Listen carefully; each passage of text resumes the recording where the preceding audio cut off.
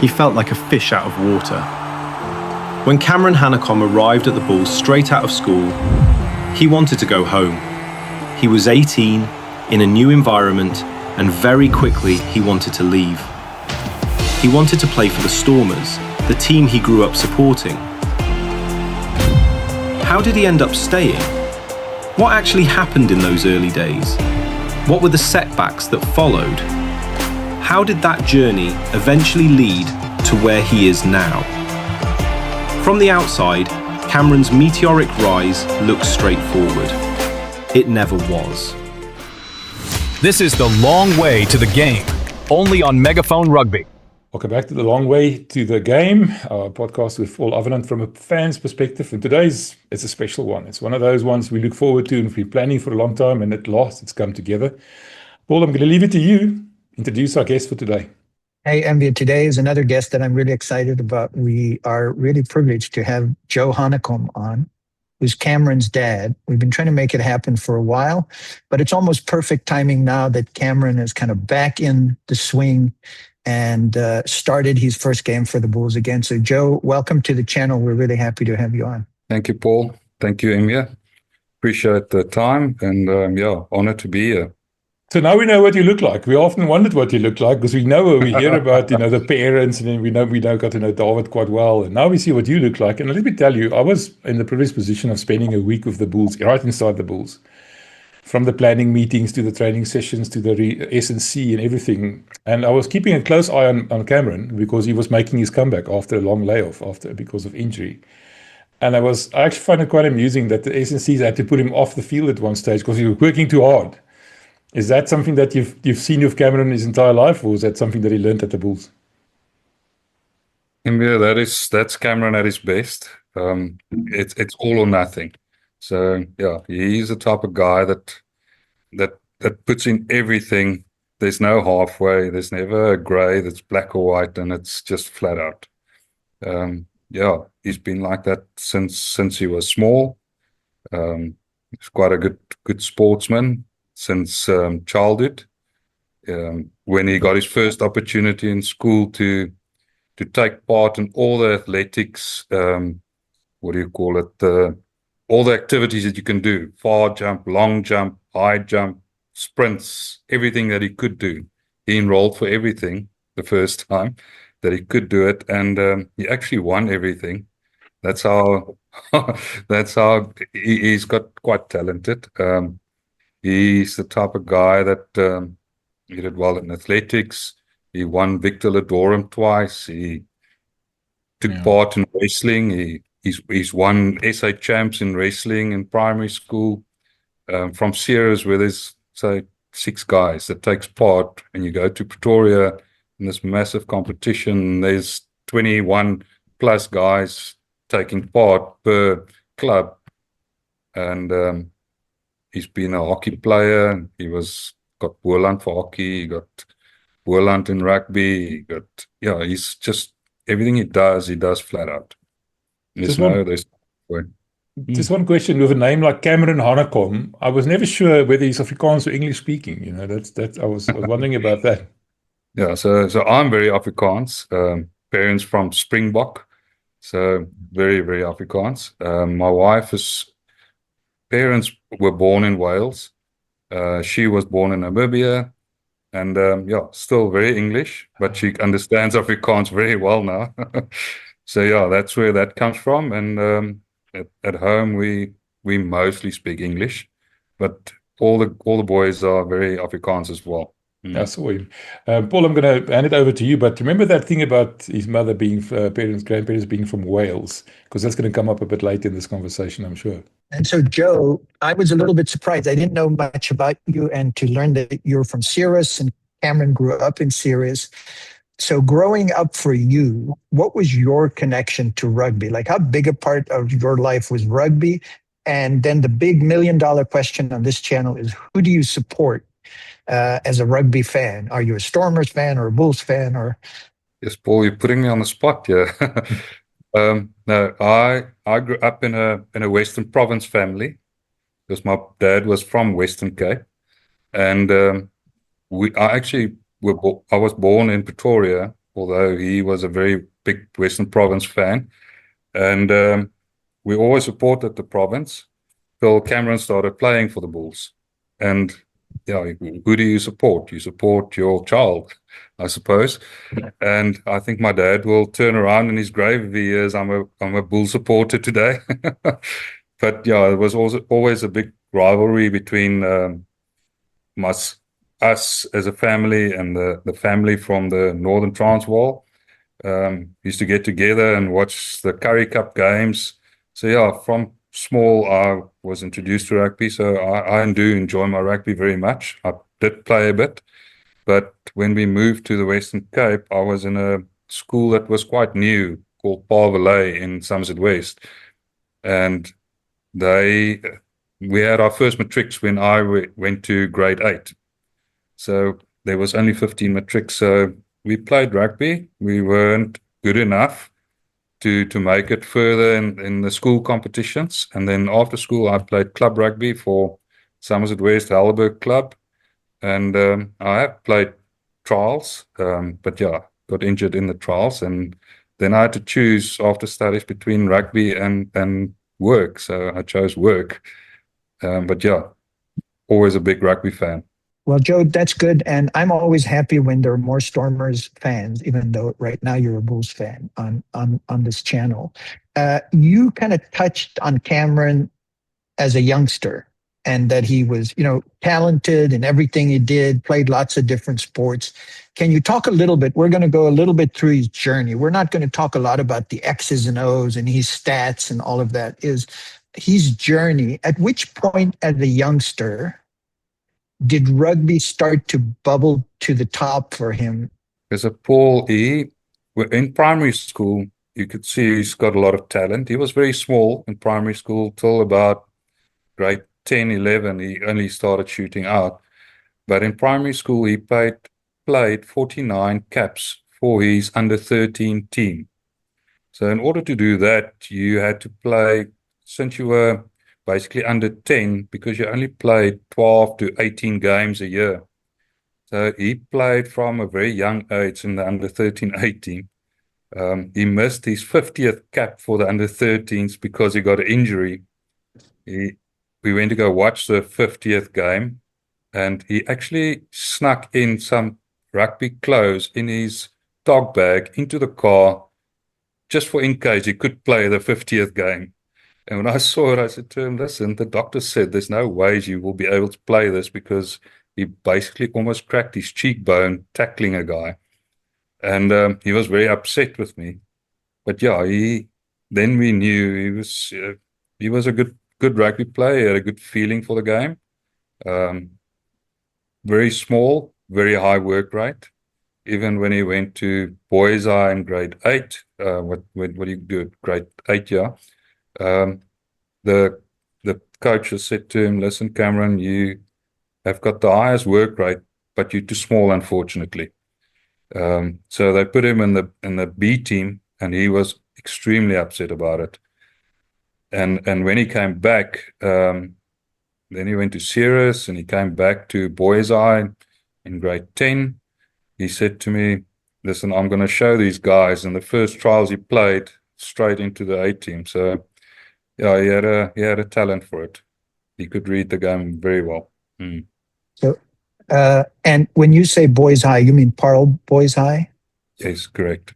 Paarl Boys. How did he end up there? Was he recruited? I don't know enough about how SA schools rugby work, other than that it's a phenomenal feeder system. Was he recruited, or was that the natural school for him to have gone to? No, he was actually recruited. He played under 12 Craven Week for Boland province. Under 13, he played Craven Week as well. And then they recruited a couple of guys. And we took him there. And I think when Uncle Johnny is the guy who recruits the players, I think he walked into the principal's office and Cameron was sitting on the chair, but he couldn't see Cameron because he wasn't big enough. And I'm sure Johnny was quite worried about this guy that he recruited, this small guy. But yeah, he only started growing later in his life. So But he took his chances and he proved himself. You're saying something that you just said in passing there. You went to Boys High, grade 8, and then they told him he was too small, and then he went back to Sirius. So grade No, 8 and no, 9, he was in Sirius again, or did I misunderstand you? correct. But that wasn't the reason why he went back, because he was too small. He had a roommate, Yanni Fourie, that also played Boland with him. And the December of grade 8, Yanni went with his parents on the farm to go put out a fire, and Yanni unfortunately fell off the bakkie and he passed away. So that was quite traumatic for a child in grade 8 to handle that. And I think that was one of the main reasons why he decided, okay, didn't cope well. Also in that same year, he had a little Laat-Lammetjie brother that was on his way, and I think that added to it. And I said to Cameron, if you don't want to stay here, come back home. You're welcome to come back home, and he did. And he was in Sirius for the next two years, and then there was another opportunity for him to go back to Boys High. And I said to him, I came home, I said to him, listen, there's an opportunity for you to go back. And he said to me, he's so thankful. He wanted to ask me if he could go back, but he didn't know how to ask me. So I said to him, I'll go for it, and let's see where it goes. And then he went back, and yeah, that was a happy ending at the end. Was that now after he started growing a bit, and was he a bit bigger now? Could they at least see him when they walked into the office? Yes. He also played Grand Coma under 16. He had a good season, and yeah, that offered the opportunity at the end of the day. And he was a bit bigger, but not as big as he is now. He's a late developer, so yeah, he developed late.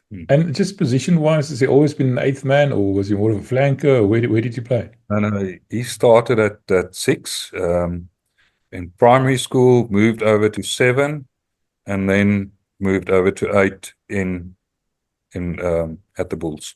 Is that the position that's his favorite? If he could pick, does he like playing 8, or does he hunker for one of those other positions? I think he was quite a good 6. He's quite a good ball fetcher. I think the wrestling gave him that base. But if he could choose, I think 8 suits him very well because he reads the game very well. He's got a good IQ for the game, and it loosens him up a bit to get to the points where the action is. I think he enjoys playing 8, but he is just as good at 6 and 7, I think. Our friend Harry Jones is adamant that he's a 6. He says that's his best position. He must go play 6. And Jake tried it there once. Is it a question of he prefers 8, or do you think that he might eventually progress to 6? Because he's one Springbok cap that he's now earned so far because of injuries and the likes has actually been at 7, off the bench. I think it's different jobs in the game. So if you play there often enough and you prepare often enough and you understand what the plan is there, I think, and you will put in the work and the behind the scenes to learn the position, you can be just as good as 6 or 7 or 8. It's just a matter of getting time on the job.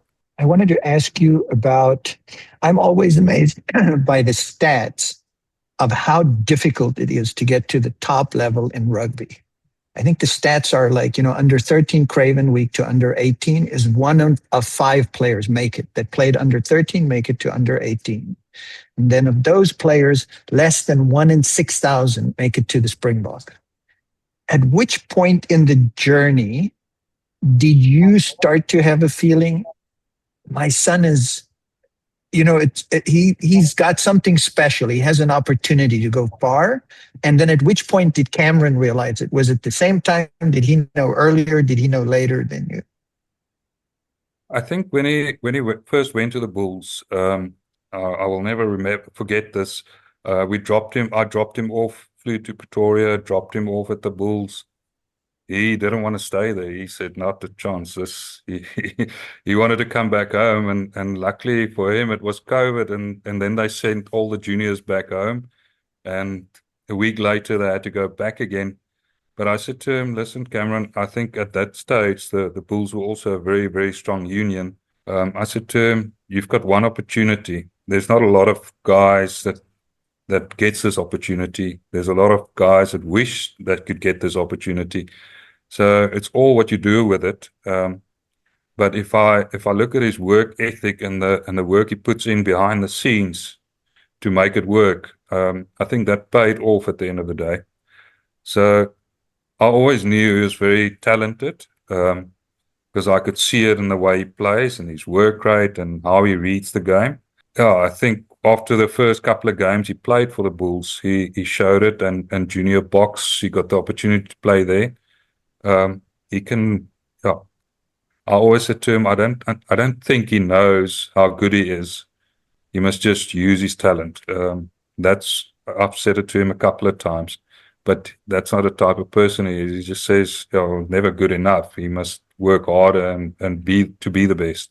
So it's a you can't think you're good. You must work harder and harder every time.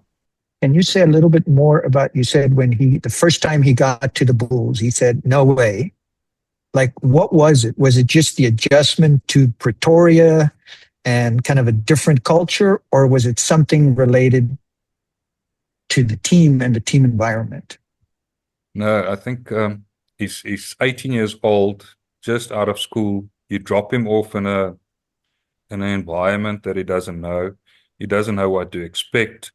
I think it's for a guy of 18 years old. It's not for everyone. It can't be easy for everyone. So far away from your parents. So yeah, I think your brothers are here. They carrying on with their lives, and now you must prove yourself in this unknown world. So I think it was a combination of things. In that kind of career, you briefly mentioned the junior box at that kind of time. So there's the junior box, there's the Bulls. Did he play sevens or anything else as well in that kind of run up before he got to senior 15s rugby? He did play sevens for Western Province. It was a tournament. Can't remember what they call the tournament. But yeah, he did play sevens while he was in Boys Eye for Western Province. He actually had a very good tournament as well. And they won the tournament as well. I think it was the Marius Skuman tournament. I'm not sure. But that was one of the sevens tournaments he played in. So, Joe, I just want to go back a bit to what you said about arriving at Loftus. It reminds me of when we were younger, Paul and I, because we're old men, as you can see by the grey hair or lack of hair.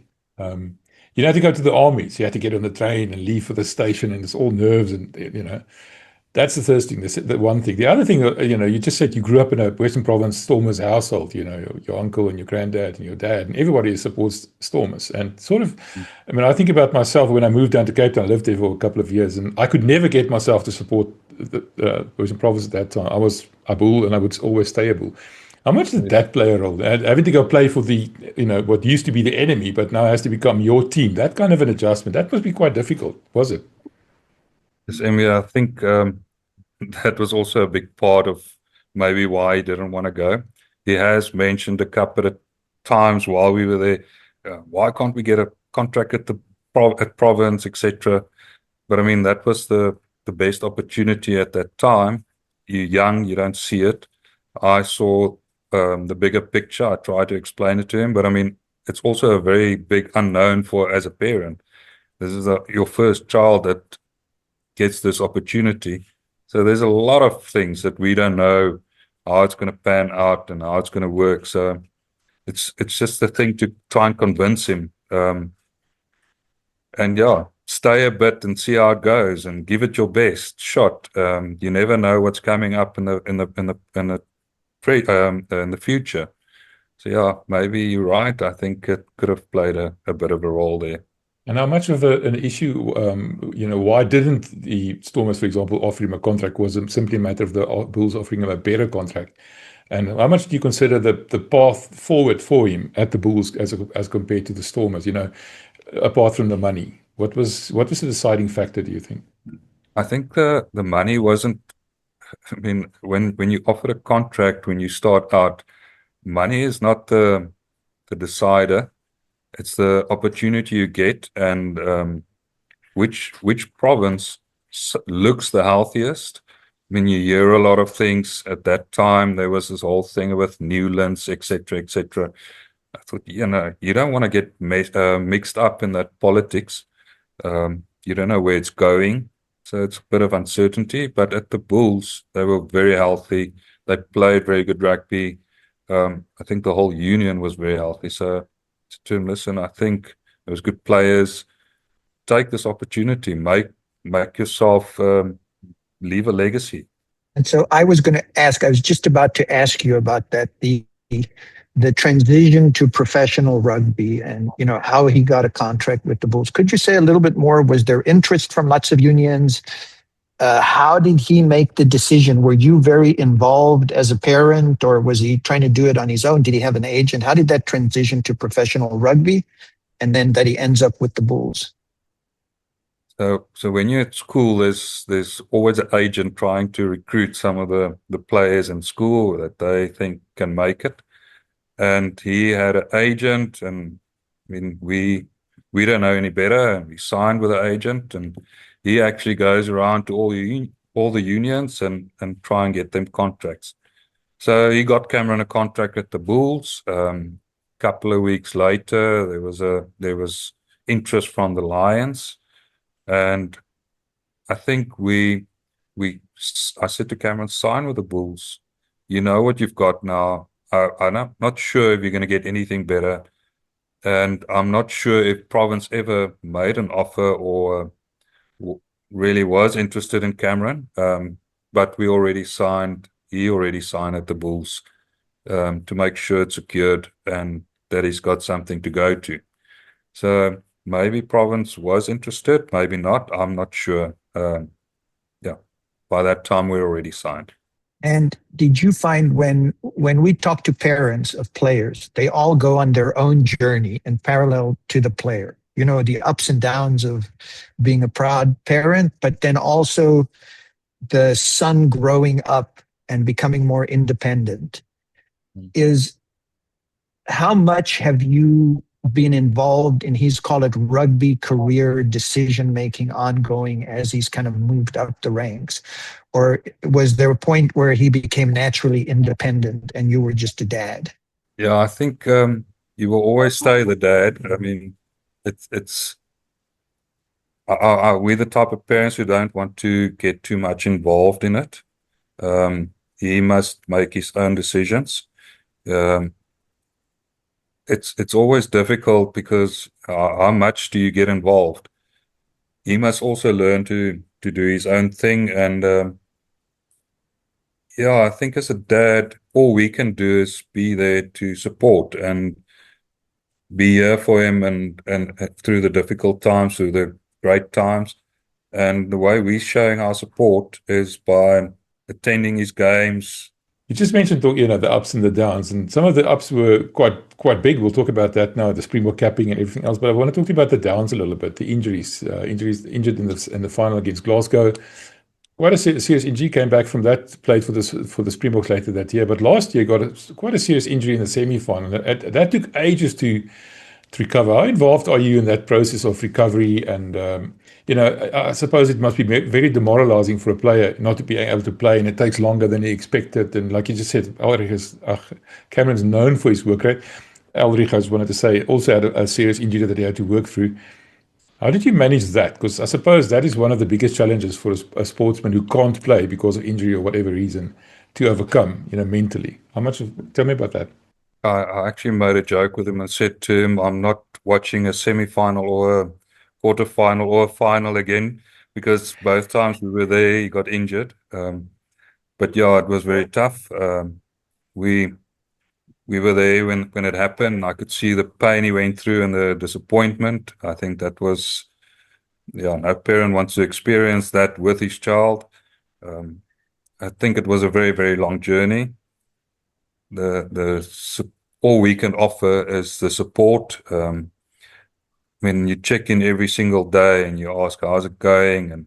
But he's there and we're here. So how much support can you really give except for talking and trying to keep him positive? I think when he really gets down and when he felt that he couldn't handle it anymore, he'd get on a plane and come visit and basically just recharge his batteries and realize that there's more to the just rugby. He's got a little brother that looks up to him, and they love each other. They're very close, and they spend a lot of time together. And I can tell you now, when he goes back, he's a different person on the phone as well. It's almost like, yes, Dad, I really needed that. Thank you for that. And that's all we could do. We can't help him with his rehab. We can't make food for him. There's not much you can do except be there unconditionally. We forget you're a rugby player at the moment. You're our son. So we treat you like our son, and that's all that's important. And I think it was a very tough journey for him. Rugby is his passion. I think it went through a stage where he just wondered, who am I really? Am I a rugby player? Who's Cameron Hanekom? Because you go from 0 to 0 and you get parked on the shelf till you're finished with it, till you come back. And that's the hard reality of it. I think sometimes I thought, as hard as it sounds, maybe it wasn't a bad thing because it will strengthen him emotionally for the future, because it can happen again. But it was also a reality check to say, yes, my career was almost over. What do I do when my career is over? So yeah, I think there was a lot of reality checks. I think it made him stronger as a person. You could almost see all those stages of disappointment or tragedy that he went through. But I think he made peace with it. It's actually very interesting. Someone gave him a book, How to Reach Your Full Potential, and he got so much out of that he actually bought us each, for me, my wife, for his brothers, he each bought us a book and said, please, if you can do me one favor, just read this book. So yeah, I could see how he's matured in this last 9 months, and how he handles disappointments. So yeah, I think there's a good side and there's a bad side to it. How did it feel for you when he stepped back on the field this time after the injury? Were you at the game in person, or you were watching remotely? We were at the game. We were very excited. We were at his first URC game, and we were at his Springbok debut, and we were at his comeback, because you only get a debut once. So yeah, as a family, that's part of the support we can give him. And he always tells us, listen, guys, I'm doing it for you guys. And I said, yes, Cameron, you must stop saying that. You must do it for yourself as well sometime. But yeah, it was nice to be there. You sit there and you stress for injuries. You just hope he gets through the game injury free. But yeah, he could see he was ready to get back. Yeah, it was nice. So David Lowe tells us he almost cannot enjoy the games when he watches Elrich play. He's so stressed out that all the joy is out of it.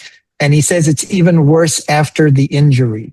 How is it for you in general? When you watch the games, are you enjoying it and excited that you're seeing your son, or you're so stressed that you're hoping for him to have a great performance and not get injured, etc.? How is it as a fan?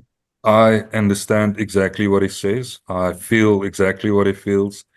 You just want him to get through the game, injury-free, and build and build and build. And a lot of people have this big expectation. The guy's coming back now and he's going to lift off where he finished. But as long as he gets through the game, I'm happy. He doesn't even have to put up the best performance. But yeah, as a parent, you just don't want to see your son going through that disappointment and heartache again. So yeah, that's what we wish for, and we're there to support him, and we hope that he gets through it injury-free. Paul mentioned David now, and one of the things that I still remember from that conversation was David talking about the capping ceremony when he was actually made a Springbok in the whatever room it was afterwards. And he also got emotional. And Paul, you also got emotional. Let's see if Joe tells us about Cameron's experience. What was that like? I mean, as a dad, that's sort of the pinnacle of what you can hope your child can achieve, becoming a Springbok. I know he was overseas at the time. Were you able to attend it, or was it done over here? How did that work for you? And when you heard the news that he's actually now been selected to go to play for the Springboks, never mind to go on the tour. And I can still remember the day when he phoned and said, I must go to the Springbok. I'm going to Wales. I'm going to play, maybe. And it was a very emotional time. We made a plan to go see his debut. We actually took the opportunity to go show Crystal where her parents come from and where they stayed, etc. And yeah, our other son is in the UK, so he joined up with us, and yeah, it was when you sit in that stadium, and it was at Cardiff Stadium, and the roof was closed, but you still wear sunglasses because the tears are running from your eyes, and you don't want people to see the tears running from your eyes. And yeah, it was just it was an emotional explosion, and very proud. So yeah, we after the game. Yeah, you sit there in awe and you can't believe it's actually your son playing there. It's just, you can't describe it to anyone. Afterwards, we went to the hotel and we were sitting in the foyer waiting for them to come in because they came in a bit late. And Rassie walked in and he said, "No, you must be Cameron's dad because you guys look too much alike." So, and then he invited us into the hall where they at the capping, and he said, "Come, you're going to join us for the capping." And it's something that you can never explain to anyone. Got photos that you can show everyone, but yeah, and it's in here. It's a very proud moment. It's almost unbelievable in that sense, and it only sinks in afterwards, a couple of days afterwards. What just happened? So yeah, and then you look forward to the next and the next. And his young brother, you've talked about his younger brother and the close relationship. Was his younger brother there at his debut game too for the Boks and at the capping ceremony? No, he couldn't fly with us. So yeah, it was just me and my wife and our oldest son. The middle son, he had to look after the youngest son while we were away. So someone had to babysit. Like, how does it feel? So when I first learned of Cameron, I'd been out of the country, unconnected to rugby. He was one of the names that came up most frequently. People say, you have to watch this player. This guy is guaranteed. So he seems like he has this almost meteoric rise. He plays in these games for the Springboks. He's doing well in the URC. He's on the season team. And then these injuries happen. Is there like a time where you ever talk to one another and he's unsure about, will I ever play for the Boks again? Or is it just like hey, I'm just going to get healthy and then the next step will be, I'll be back on this journey? How does it feel when there's this big speed bump in the road?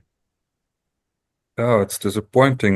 They say if your children hurt, you hurt. And I could feel his pain because you could see it, you could hear it. So yeah, I think he always said to me, "I will play for the Springboks again." He will not stop until he gets it right. When he went to the lineman camp recently, he said to me he didn't expect that. He thought he was out of contention for the time being till he got on the field and proved himself again. I said to him, "Cameron, they obviously have a plan with you. You must just make sure that you comply to the plan or give it your best so that you can fit into the plan." So he's the type of guy who never gives up. I think that's probably why his injury took a bit longer than what it should have, because I know he works harder. He wants to get there sooner. So yeah, I think he probably overcooked it a bit sometimes. But at the end, because I know him, even though he will deny it, I know Cameron and I know his personality. He will put in everything he has to, ate right, trained right. Okay, let's just push myself a little bit harder when I do my first runs and see how it goes. Because it feels okay until you push it too far. Okay, now I know I must step back a bit. And yeah, those small bumps just prolonged it a little bit, I think. But I know how hard he worked to get in there. One of the interesting things that I learned being at the Bulls was how complicated and involved and how well planned the S&C side of it is. They knew exactly that Cameron's hamstring wasn't exactly where it should be. They could measure it actually, and we can't say how because that's a secret. That's quite interesting, wasn't it? We heard that they know he felt, no, I'm good, I'm going to be able to play. Let's go. And they would say, no, you're still 0.02% or whatever off what you should be. I mean, that must be frustrating for a guy like Cameron who wants to go. But also it tells you how well, like I said, well planned and how well thought out the Bulls, specifically the S&C side is. Yeah, 100%. I think the bigger disappointment is, the injury takes X amount of time. A injury like that, and then you get to that time, and they say, okay, we let's look at the Sharks game, and hopefully you should be ready by then. And then the Sharks game come, and they tell you, no, sorry, you're not ready. And then, okay, let's look at the next game and the next game. So that's why I think Ackerman Johan was very wary to say exactly when he would be back, because it's also a very difficult injury. I don't think that all react the same. It's not, if it was a muscle, it would have been much quicker. But a tendon needs to be stretched again. Your body must learn to work with that tendon again, basically. Your mind says to you, you can do it, but the tendon says, sorry, I'm not there yet. But I think that was more the disappointment. If he set himself those goals and then he doesn't make those goals, and then he's disappointed. That brings you down, I think. And so he's now started his first game again last weekend. And how is he feeling from your perspective? And they tell me it always takes a little bit of time to get your confidence back. In the back of your mind, will my leg hold up or whatever? Is it where he's back to full confidence? Is he feeling really good? Or what is he and you talk about the injury and the recovery now? Well, if I look at his first game that he was back off the bench, he was full of confidence. I think he really went flat out. I was actually hoping that he would just slow down a bit, because before the game I said to him, Cameron, you've got nothing to prove. Just get through the game, ease into it. And he kept quiet for a while, and he said to me, you know that I probably only have 20 minutes to try and get to man of the match. No, please don't, because it's too soon. I think his second game was also fine.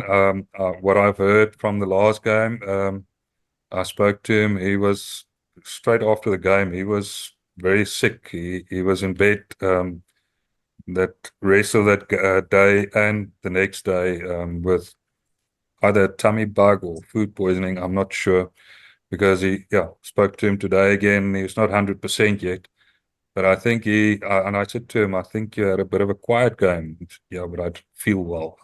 Something is not right. So yeah, he was in bed. Otherwise he would have, because before the game I spoke to him and he said to me, I'm going to give it my all to make it a good game, but I don't feel well. He wasn't himself. Yes, we heard Johan Ackerman say that there was a bit of a bug amongst the players. I saw that some of the players were a little bit quieter than before, but that was an interesting game to make a comeback. Lots of riding on this game. I mean, it's Glasgow, unbeaten in the Champions Cup, #1 at the URC lock, and sort of becoming a Bulls rival. One of those, like the Stormers almost. We don't like losing to Glasgow, because I suppose Franco Smith there being as well. So I was quite happy with his form. I wanted to just ask you something else, going back to the Wales game where you were sitting in the stands and the roof was closed. Earlier that season, we saw Warren Gatlin side-eyeing Cameron, at one of the games. I think it was against Cardiff. And I just thought to himself, keep your grubby paws to yourself. Why was Warren Gatlin, then the coach of Wales, interested in Cameron, do you think? Tell us about that. I think it's probably because he's eligible to play for Wales, because of his ancestry, or his mother or grandmother that comes from Wales, but he wasn't aware of it. When he became aware of it, he told me about it, and I actually laughed and I said, "So, are you going to play for Wales now?" I said, "Never in his life." So, yeah, there was never a doubt that he wasn't interested. He actually said to me, "I'm going to show Warren Gatland what he's going to miss out, even though I'll never play for him." So, yeah, no, that was never an option. His brother made a turn in Wales, the eldest one. So he was at the Dragons for a little while. Oh, Yeah, Storm, the oldest one. But then COVID came and they relegated a lot of the players because there was no games to be played. Yeah, and that's why so he left. what's his name? Storm. Hanekom. Yeah, Storm Hanekom, yeah. No, I They never. they I were never knew that. Brock Harris. That same time Brock Harris left. So he was there with Brock, yeah. That's interesting. Same position. What position did he play? Hooker and Lucette prop. Oh, okay. That's interesting. A Lucette prop and an eighth man in the same family. Yeah. No, I was also a prop and a flank and a hooker. Oh, okay. I understand where you're going. All right. Yeah. I was just going to say is a Stormers fan can still understand when your son goes to play for the Bulls, and we can accept that. But going to play for Wales would have been tough for us as Springbok fans. So I'm really glad to hear he's committed to us. I wanted to ask you a little bit from the beginning of this discussion.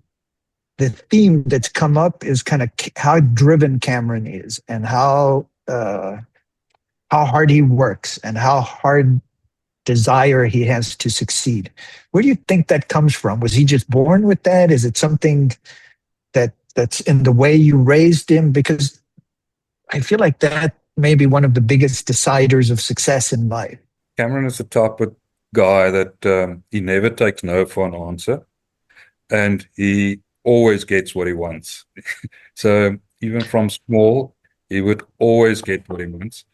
I think a good example, I mean, just one of the examples, when he was with the Springboks on tour before his game, the guys had a day off, and he was sitting in his room. They went fishing and golfing and I don't know what all, but he sat in his room and he went through his work and his detail till 12 o'clock that night, just so that he doesn't look like he doesn't know what he's doing when he gets on that field.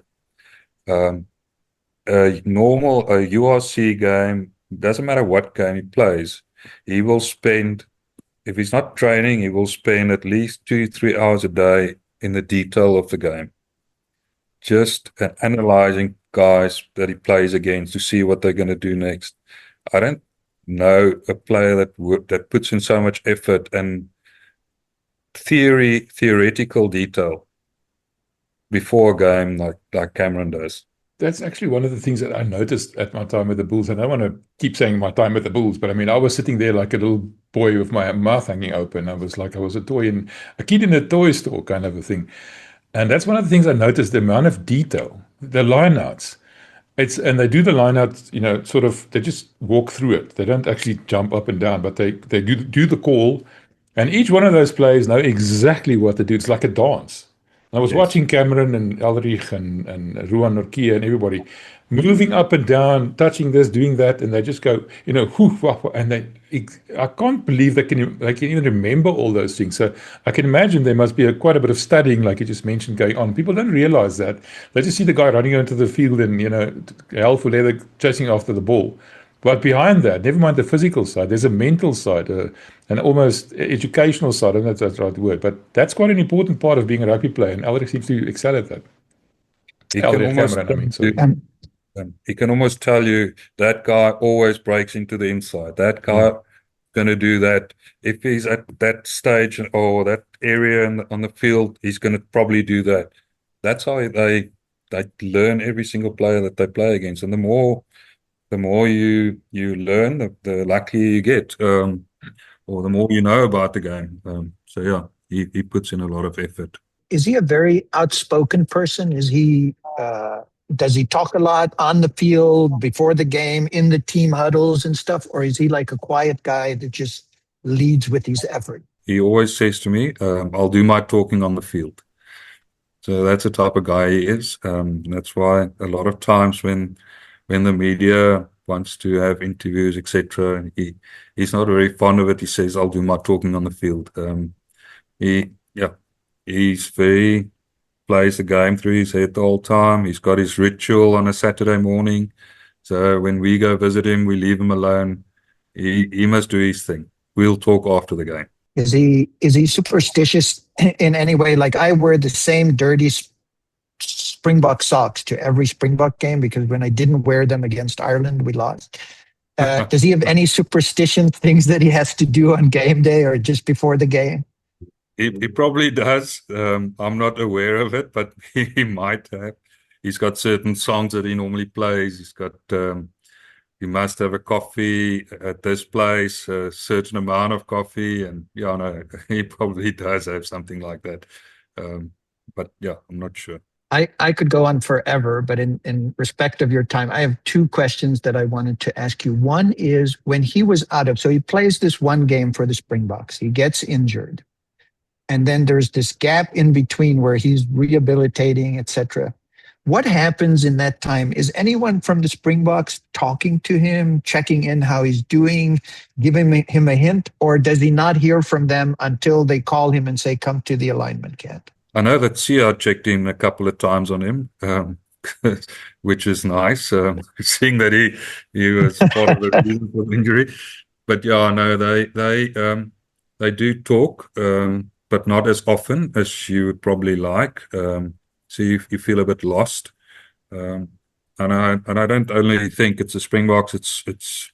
I mean, if you're injured, we'll talk to you again. We'll make you part of it again once you're recovered. And I think that's probably one thing that I, as a parent or from the someone from the outside can see. They feel left out. They're not part of the structure anymore. They're not part of the development of the training, the game. You're out, and we'll see you again when you're ready. So I think that it becomes very lonely. I think the Springbok coaches have checked in to ask, how's the injury going? Where are you now? When will you be back? That type of thing. So yeah, I think they did check in. My last question to you, we've covered kind of a lot of topics. As his dad, where he is right now, if you had to say the thing that I am most proud of my son on, if I look back at his life so far, what stands out for you the most? There's one thing that I always say to him: whatever you've achieved, you achieved out of your own, not from a parent trying to influence something to happen to get you where you are. Everything you've earned, you did it on your own. So I'm very proud of him in that sense. Yeah, that's quite an important thing because, schoolboy rugby, you pick the boy and the father comes along, or the mother for that matter. That's always a common problem. Yeah, you see it every day, and the dad is friends with the coach, and whether that's to hopefully influence the decisions made. But I can in all honesty say, whatever Cameron achieved, he did it on his own. Yeah. With his own hard work, with his own dedication, with his own drive. He can honestly say he did it on his own, with our support, but without our interference. Yeah. Paul mentioned earlier that it's one thing to see a Stormer go play for the Bulls. Up here in Pretoria, we're not that forgiving. We hope he never goes back to the Stormers. Bill to go back to the Stormers is very traumatic for us over here, so we'll hang on to Cameron as long as we possibly can. I had one last question. I know I said I had the last one. How connected are parents of either the provincial players, like the Bulls players, or Springbok players? Do you have like your own WhatsApp group where you chat with one another, or is it you see one another at games and then there's no connection between them? No, we're not that connected at all. With the games, we went to go watch at Loftus. Me and David actually grew close. So we'll have a beer together and have a chat about the game, and that's actually the only guy that I really know. I see the players, I greet them, and they're always very friendly. And I've got a lot of respect for them. There's no chip on the shoulder. They really genuine nice guys, and they'll have a drink with you, and off you go. But I mean, we're not so involved. We're not that close. We're not at every single game. But me and David can relate on a lot of topics and on a lot of things.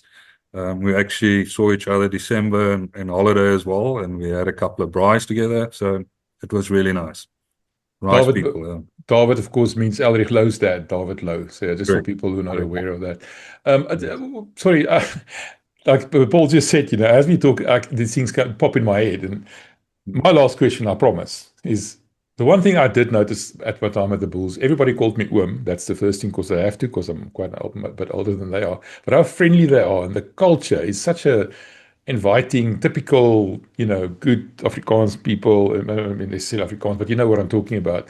Did Cameron find that an easy environment to walk into as well? Did he feel welcome? Is he now at home there? Is he part of that culture? What does he tell you about that? I think he's very happy. He extended his contract with the Bulls. He contemplated to do it longer, but he was advised to just hang on a bit and see where it goes. But yeah, he is very, very happy. He actually bought himself a house in Pretoria. So yeah, I can see he's very happy. He said to me in the beginning it was difficult, but now that he got used to it and he knows the guys and the environment that he operates in, it's a really nice environment, and he is really enjoying it. So, Joe, firstly, I just wanted to say thank you for making time to talk with us and share your journey and Cameron's journey. For us as fans, it's amazing to watch. And I am not a Bulls supporter. Envia tries to make me a Bulls supporter. But every time we interview a parent, then I feel like a weird connection to their son. So I've already been watching Cameron, and I really can't wait to see him back in what I feel is his rightful place in the Springbok team. And so thank you very much for making the time and sharing this with us. Thank you, Paul. Thank you, Emir.